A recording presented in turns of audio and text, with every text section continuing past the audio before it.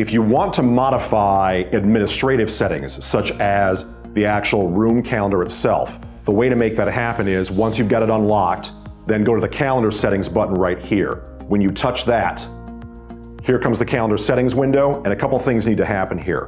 One thing that has to happen is you want to have the administrative credentials entered, and you have to make sure that it can get to the Exchange services, but there's an auto discover button. So once the credentials are entered, it does a lot of the work for you.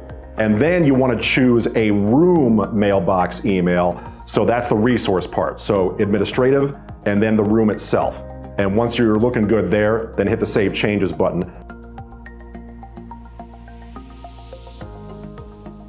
And there's the room calendar right there, showing you all the bookings for the room.